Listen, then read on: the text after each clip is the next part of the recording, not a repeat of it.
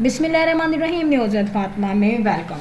Viewers, झूठों के पाँव नहीं होते और सच जो है वो झूठों को घर तक पहुंचा के आता है। यही सिचुएशन हुई है खास फैमिली में, जिनकी एक नहीं बल्कि 3 वीडियोस हमने देखी थी। लास्ट 3 वीडियोस वो बहुत ही जोश और जज्बे से उन्होंने बनाई थी और इनके चचा मियाँ जो हैं वो बैठ के बहुत इल्ज़ाम तराशी कर रहे थे। इल्ज़ाम तराशियाँ तो ये कर ही रहे हैं स्टार्ट से, लेकिन जो इन्होंने बड़ा भयानक, कहते हैं ना, भयानक संगीन इल्ज़ाम जो लगाया था, उसका कुछ टाइटल भी था कि गोली मार देंगे, वीडियो डिलीट करो वरना गोली मार देंगे। अब ये पढ़ते ही ना, टाइटल पढ़ते ही लोगों ने फ़ौरन वीडियोस खोलनी शुरू की आपकी। तो जनाब, आपने जिस तरीके से उनकी फैमिली पे इल्ज़ाम लगाया था तो जाहिर सी बात है कमेंट्स तो आते हैं। आज की वीडियो में आज आप इतने मासूम क्यों बन गए? उस वीडियो में बाकायदा कहा था मेरे पास प्रूफ है, मेरे पास सॉलिड चीज़ें लिखी हैं, मेरे पास रिकॉर्डिंग है। ठीक है, आज की वीडियो में आप अपनी बात से डायरेक्ट तो मुकरे नहीं, लेकिन आज की वीडियो में जो मैंने आपका रंग रूप, आपके बात करने का स्टाइल, आपकी कम्युनिकेशन जिस तरीके से चेंज हुई है, आपकी जो अकड़ फूंकी जो थीम थी वो चेंज हुई है, वो देख के मैं वाकई में हैरान रह गई कि जिस पे लोगों ने कमेंट्स क्या किए थे आपके इस दलील देने पे कि हमें धमकी दी गई है और किसी से धमकी दिलवाई गई है, फिर और इतनी गंदी गालियाँ दी गई हैं जो कि हम सोच नहीं सकते, हम बता नहीं सकते। ठीक है, तो उसके बाद लोगों ने कमेंट्स में उमैर के भाई और बिलाल और कौन कौन लोगों को नहीं छोड़ा। तो जाहिर सी बात है वो तो व्यूअर्स हैं, वो आपकी बात पे 10,000 राय दे सकते हैं, उनकी बात को इम्पोर्टेंस नहीं दे सकते हम, या उनको हम नहीं कह सकते कि वो गलत है जब आप यहाँ पे आके लड़ने से झूठ बोलेंगे। क्योंकि देखिए, जिसके पास सॉलिड प्रूफ होता है वो आके वीडियो में नहीं बोलता, वो सबसे पहले पुलिस में कंप्लेन करवाता है और फिर उसकी कॉपी दिखाता है, तब जाके वो स्ट्रांग होता है, तब जाके वो किसी को जलील कर सकता है। मगर जब कोई झूठा हो, फेक हो, तो वो सिर्फ आई बाई शाई करता है, जो आज की आपने वीडियो में की। आज आप मुकर गए, डायरेक्टली नहीं मुकरे, क्योंकि डायरेक्टली आप मुकरते तो आपको लानतें पड़ती 100। वैसे भी बहुत बातें सुन रहे हैं आप लोग, तो आज आप इनडायरेक्ट मुकरे हैं।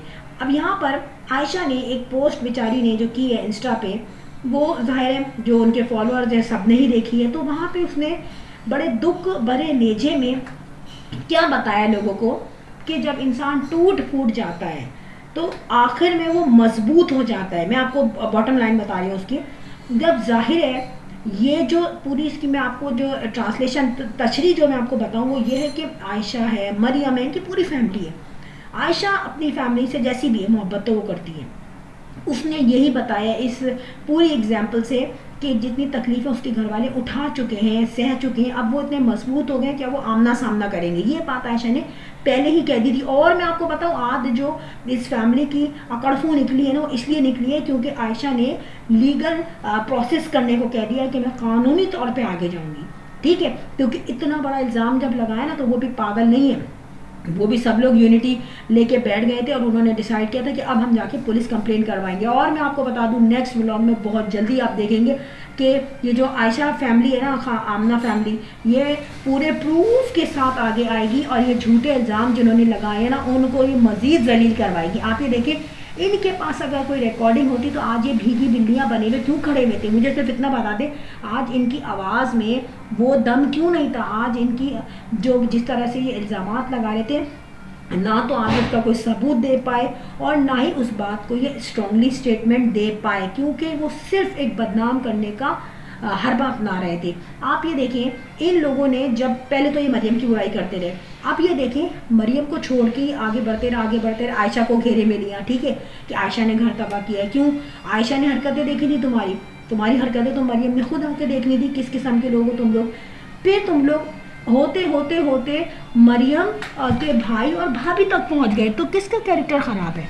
फिर यहाँ पर बात यह है कि गले मुर्दे कौन उखाड़ रहा था। इतनी पुरानी बातें जो डेफिनेटली किसी को नहीं पता थी आपकी फैमिली के अलावा।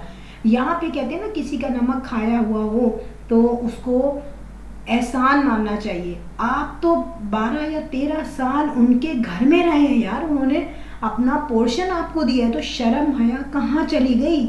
बंदा कमज़ोर है जब भी तो वो रह रहा है, और कमज़ोरी के वक्त कोई आपको थाम ले तो फिर तो वाकई में शर्म आनी चाहिए, उसके अगेंस्ट आप उसको जलील कर रहे हो।